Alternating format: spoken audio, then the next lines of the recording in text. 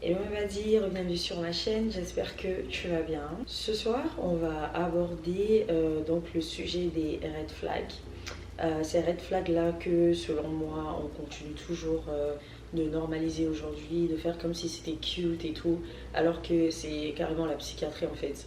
Ce qui m'a inspiré à faire cette vidéo, j'ai été invitée pour aller du coup pour sortir. Ce n'était pas avec mes amis habituels. Donc j'ai été invitée par ces amis-là à sortir.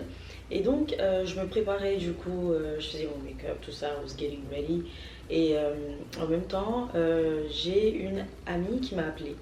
Une autre amie du coup qui fait pas partie de ce groupe d'amis là qui m'a invitée pour sortir du coup. Donc cette amie là elle m'a appelée et on discutait.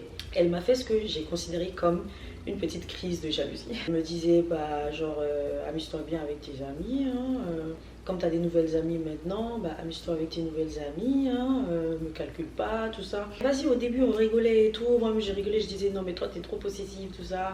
Je sais que si c'était moi aussi j'allais lui faire les mêmes blagues en fait. Moi je pensais que c'était des blagues. C'était pas des blagues en fait. Et de là, elle commence à prendre un ton un peu plus sérieux. Et elle commence à me dire, ouais, elle a l'impression que on est en train de s'éloigner, tout ça. Parce qu'avec elle, en fait, vu qu'elle est un peu loin, on sort pas beaucoup ensemble, on fait pas trop d'activités, tout ça. C'est que quand je suis dans sa ville que bah, on peut faire des choses ensemble et tout. Il faut que vraiment ça soit programmé en fait. Quand on doit sortir, quand on doit faire quoi que ce soit, ça doit vraiment être programmé. On commence à dire que moi je m'éloigne, tout ça, et que je partage plus trop de trucs avec elle et tout. Elle a dit plus de choses que je vais pas mentionner ici et tout, parce qu'on est toujours amis, hein, on est de très bonnes amies et tout. On a parlé tout ça et on s'est compris. Mais ça m'a inspiré, ça m'a donné envie de faire justement une vidéo sur ça. Certains red flags, parce que moi j'ai considéré que ça c'était un red flag et je lui ai dit ça du coup. Je vais vous dire exactement ce que je lui ai dit en fait. Dans mon cas, tu sais que tu es loin. Tu sais que c'est un peu plus compliqué de planifier des choses avec toi et tout. Mais tu veux carrément que je reste toujours dans mon coin en fait. Tu veux que je t'attende tout le temps pour faire quoi que ce soit. Même si toi tu es loin, alors que souvent on planifie des trucs et après elle ne peut pas venir ou moi j'ai des empêchements, tout ça. Il y a tous ces enjeux là que j'ai trouvé qu'elle n'a pas considéré avant de faire certaines remarques en fait. Je n'ai pas considéré ça du tout comme une preuve de son amour pour moi. Au début quand je lui ai dit je pensais qu'elle rigolait et tout, mais c'est après que j'ai compris que en fait non. Donc j'ai pas pris ça comme voilà, oh she loves me so much and stuff like that. J'ai direct vu un problème en fait. Et franchement, si ce n'est pas adressé à la seconde près, à la minute près en fait, ça peut te bouffer tellement d'énergie. Parce que imagine, j'avais rien dit, j'avais juste laissé ça comme ça. Dans ma sortie avec mes autres copines, je serais là, mais je serais pas là en fait. J'aurais toujours été dans ma tête à me dire, mais en fait, voilà, arrête juste inconfortable en fait. Dans les cas d'une relation amoureuse, tu vas souvent entendre ah s'il n'est pas jaloux, ça veut dire qu'il ne t'aime pas. S'il ne te fait pas des crises de jalousie, ça veut dire qu'il ne tient pas à toi et tout. Désolée, mais non. Les jalousies toxiques, les crises au téléphone, ce besoin-là de contrôle, pour moi, ça n'a rien de romantique. Ça me fait peur. Like, you're scaring me. Être en couple, c'est pas se surveiller constamment en fait, c'est pas se surveiller, c'est pas tout le temps être sur le dos l'un de l'autre et tout. C'est surtout se faire confiance parce que s'il n'y a pas de confiance, il n'y a pas d'amour. Si tu dois toujours prouver que tu es fidèle, tu fais rien, tu es carrément genre dans une prison émotionnelle en fait. On a tous eu affaire à cette personne-là qui nous appelle seulement quand elle a besoin de quelque chose, qui nous appelle seulement quand elle a besoin de nous. Jamais pour célébrer avec elle, jamais pour faire la fête avec elle, jamais having fun, always when she's needy or he's needy. Seulement quand il ou elle a besoin de vider son sac. Mais dès que c'est toi qui as besoin de la personne, elle disparaît. Silence radio, tu ne la vois plus en fait. Il ne faut plus accepter ce genre de comportement. C'est extrêmement toxique, c'est extrêmement malsain. L'amitié c'est censé être un échange. Voilà, donc pas juste le 911 en fait. It's not a hotline. Voilà, c'est pas les urgences. À chaque fois que tu as seulement besoin de moi, tu m'appelles. Non, ma belle. Non, non. Ça marche pas comme ça. Vous les appelez, il ou elle ont toujours des tons comme si vous les dérangez, comme si, voilà, vous voulez pas vraiment parler et tout. Ils sont toujours occupés. Quand c'est eux là, les gens doivent toujours être disponibles en fait. Les gens doivent toujours être là. Sinon, ça veut dire que tu es une mauvaise personne. Ça veut dire que tu ne les apprécies pas. Ça veut dire que, voilà, tu ne les aimes pas. Ce que je vois de plus en plus, c'est le surménage glorifié. Donc, la girl boss.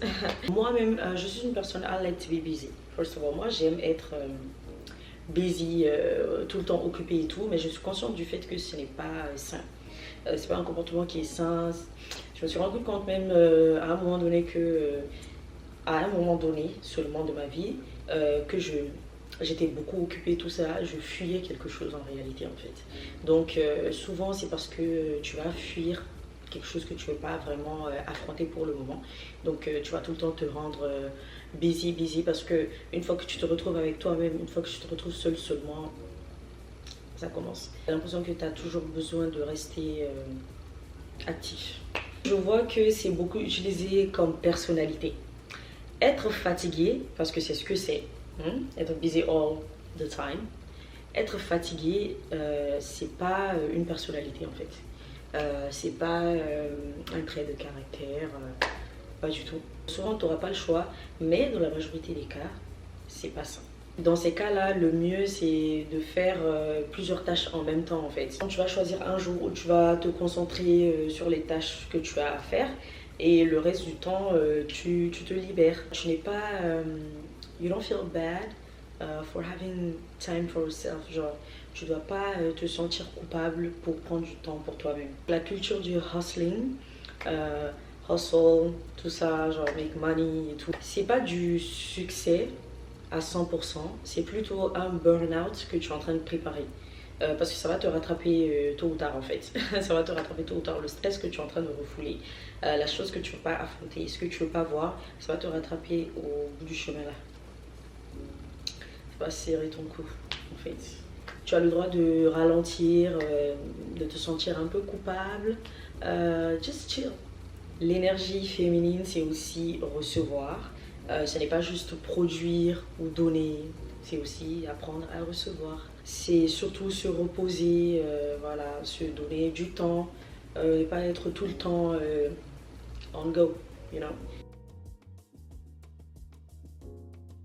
Ensuite, il y a les red flags qu'on a sur soi-même, les comportements toxiques qu'on a et qu'on ne se rend pas forcément compte qu'ils sont présents, mais qu'on se fait beaucoup de mal avec. Selon moi, c'est le pire des red flags parce que c'est celui que tu ignores chez toi-même.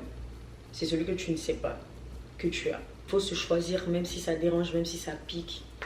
On s'en fout en fait. Parce que ceux qui sont faits pour toi ne se sentiront jamais piqués parce que tu te choisis. They will never hate you because you choose yourself. Souvent quand vous pardonnez vos choses là, il ne faut pas oublier de leur demander si c'était eux là. Qu'est-ce qu'ils auraient fait? Parce que vous serez surpris de la réponse.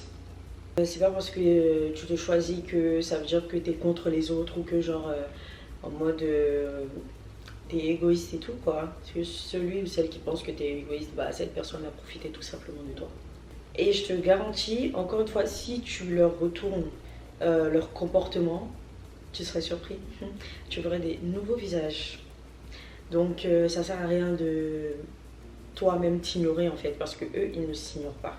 Pas peur non plus d'en parler, donc n'hésitez pas d'utiliser les commentaires parce que plus on en parle, plus ça permet aussi à d'autres personnes de guérir, donc de voir qu'ils ont des expériences similaires aux vôtres et tout, et de voir qu'ils ne sont pas seuls dans ce qu'ils vivent et qu'ils peuvent en sortir.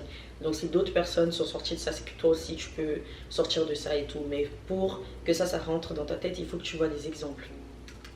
Bisous Mamadi.